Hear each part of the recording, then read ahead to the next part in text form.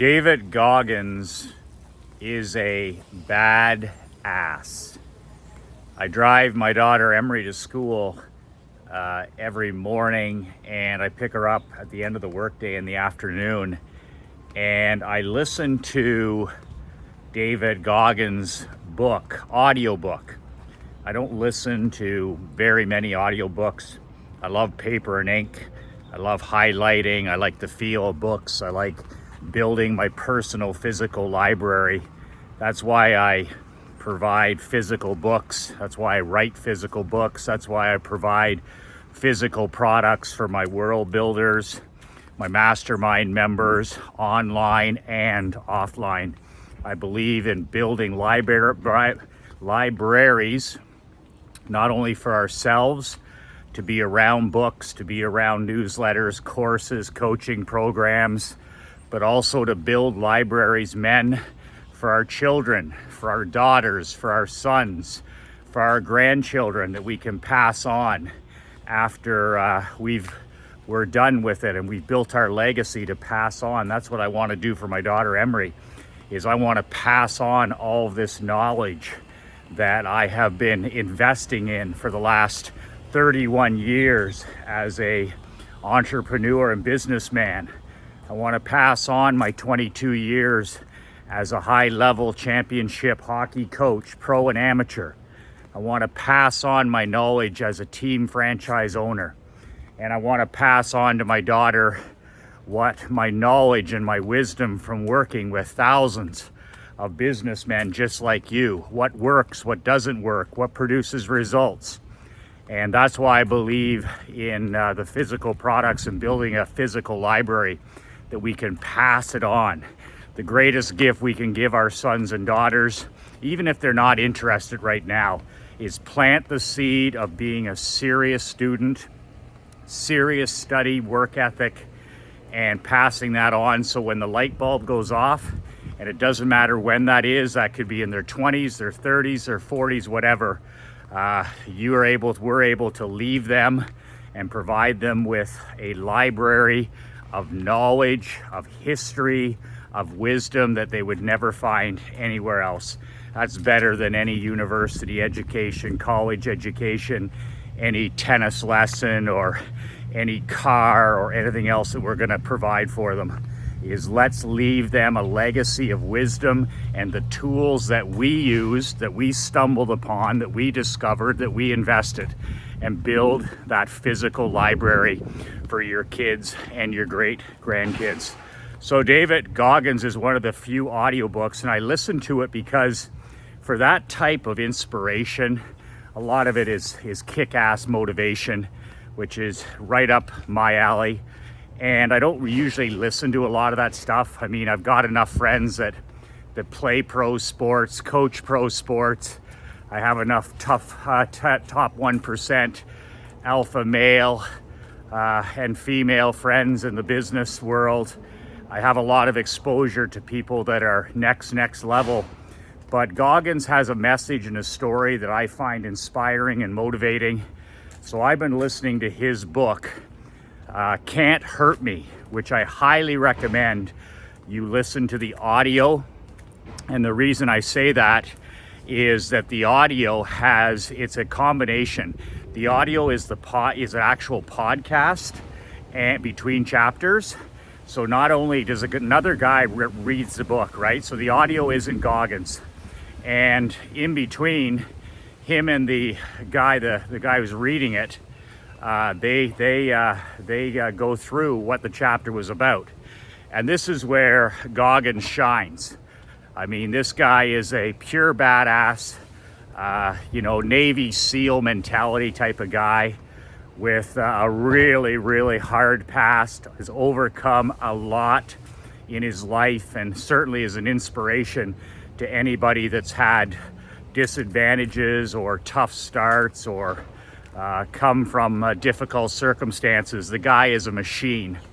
So I buy that book, Can't Hurt Me, put it on the audio, listen to it when you're walking in the morning, listen to it when you're driving and you got some time to drive, whatever it is, I recommend the audio version because you get that extra insider stuff from Goggins talking to the guy who's reading the book.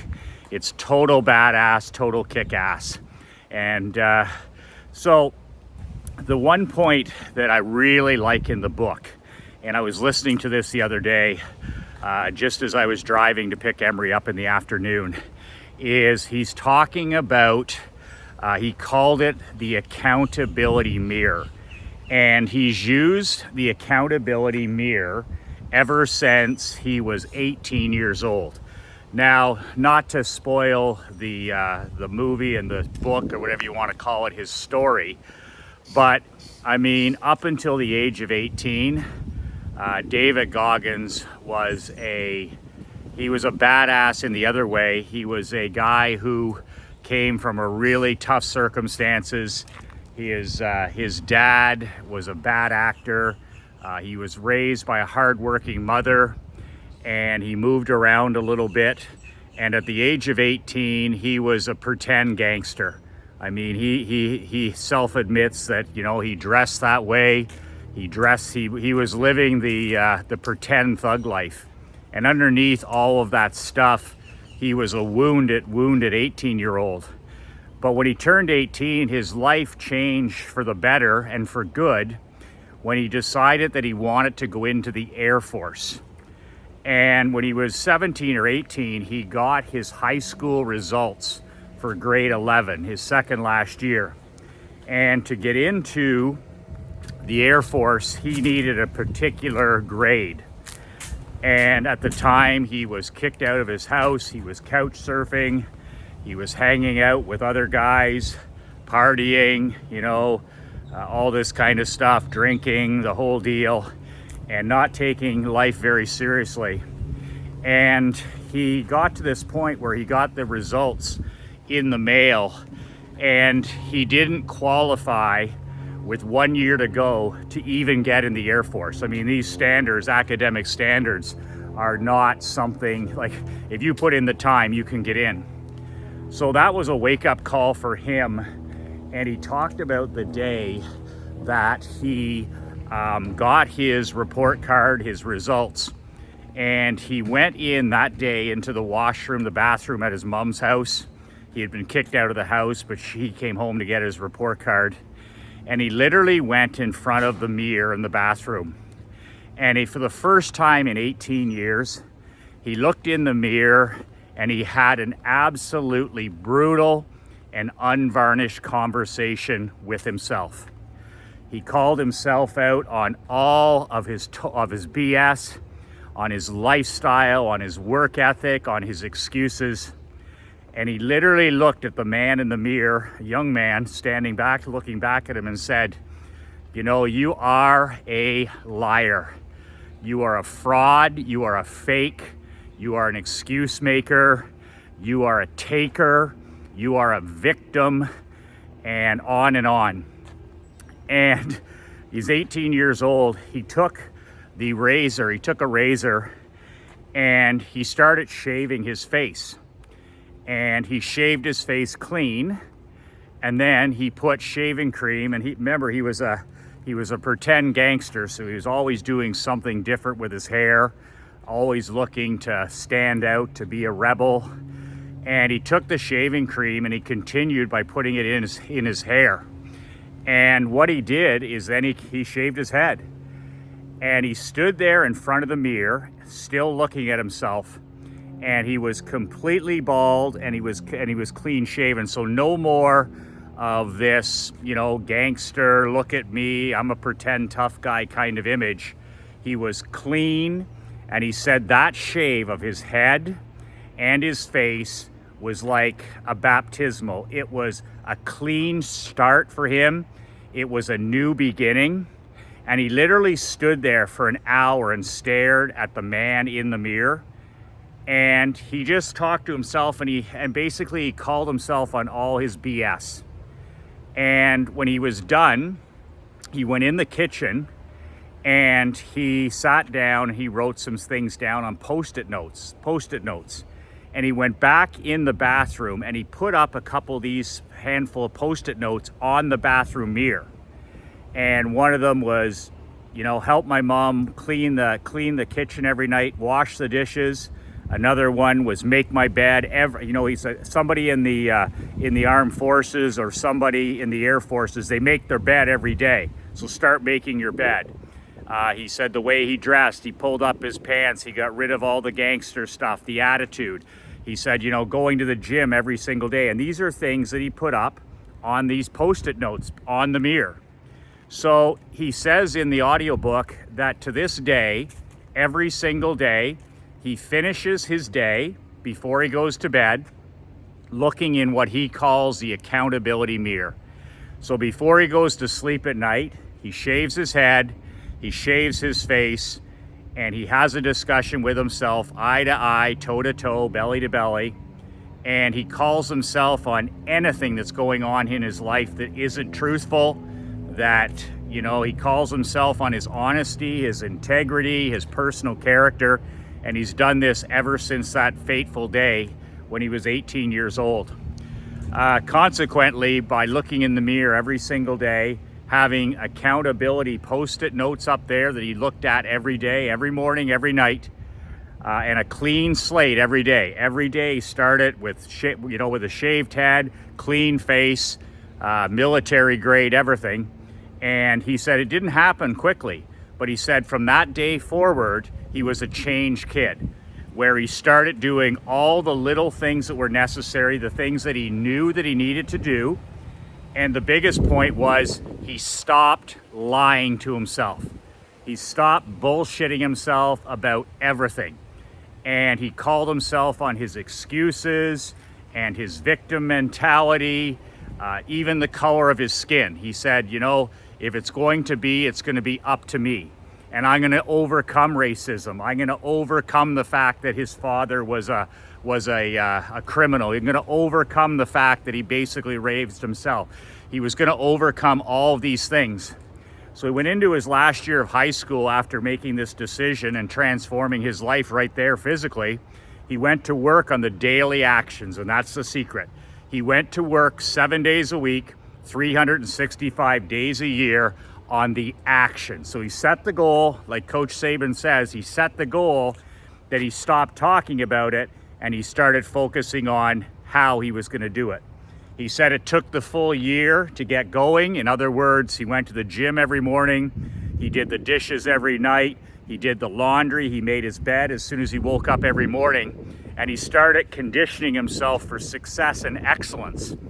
And it was slow and methodical, but by the time he graduated, which was quite a thing the next year, his grades were high enough that he was admitted into the Air Force. The culture that he needed, the discipline that he needed, the mental toughness that he needed, the physical training that he needed, the structure he needed, the environment that he needed, and the rest is history as he's continued on. But it's interesting concept that to this day, as a best-selling author, as a coach, as a consultant, as a really successful guy right now, he continues every day, every night to look into what he calls the accountability mirror in his bathroom. And to this day, he still puts up the Post-it notes to remind him of what's important in his life right then. Those are always changing, just gentle reminders of this is what I got to do. I got to pound the rock here. I got to pound the rock here. I got to pound the rock here. I got to pound the rock here. And day by day, week by week, month by month, year by year, that's been his system. And every day he finishes the day by shaving his head, by shaving his face. I think maybe he shaves his face in the morning, and starting fresh every single day.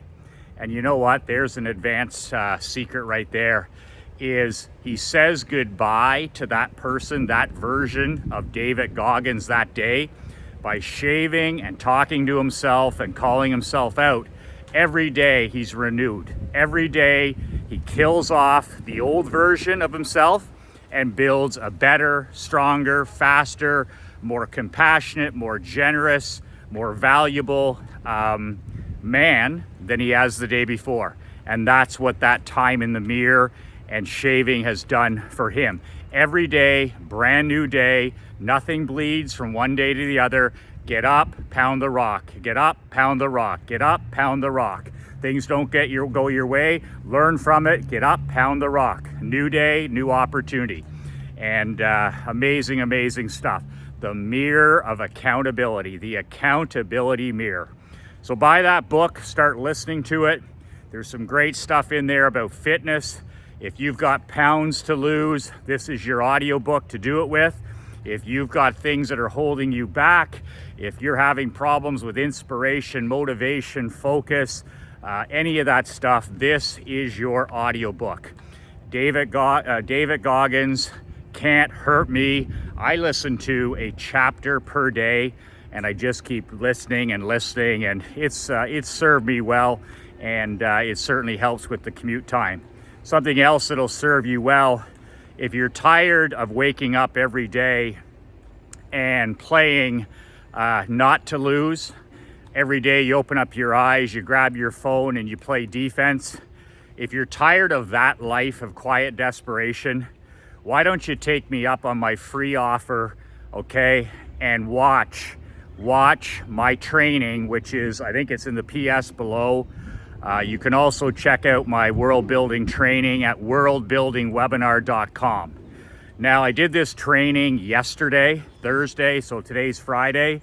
You can watch the replay of this. I'll put the link in the PS in this email, and you can check it out. It was a sold out deal yesterday. I went through my top 10 insider secrets for how I play offense, for how I build my worlds, whether it's my hockey teams, my barber shop, my insurance company, my consulting business, my marriage, my relationship with my daughter, you name it, it's all there. But these are 10 top 1% advanced strategies I use, including moving here to Naples in 21 days with my 3 companies and my wife and my daughter and my dog, and thriving. I share those. So click on the replay, spend some time, get out some paper, get out some markers, pay attention, and I'll leave that up for 48 hours. And then when it's gone, it's gone. If you're not interested, that's cool with me. I don't care either way.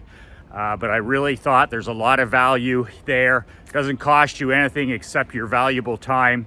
My top 10 world building secrets. And it's up to you. You're either happy playing defense, maybe you're happy with other people's agenda, and maybe you're happy as is. 99% of businessmen are happy with as is. That's their life. Ordinary, average, mediocre, that's where they're comfortable. And if you're not happy there and you're not comfortable and you really want to be pushed out of your comfort zone, then that's what this web training is designed to do. And I'll show you how when I wake up every single day of my life, I live in my own badass world. And I'll tell you right now, I play to win every damn day. I play to win every damn day. I don't play any of this defense. I don't play anything reactionary. I don't play any of this, candy ass business or marketing or marriage. None of that stuff. It's balls to the wall with everything we do. My marriage, my relationship with my wife, as a father, as a coach, as a consultant, it's balls to the wall and it's my world.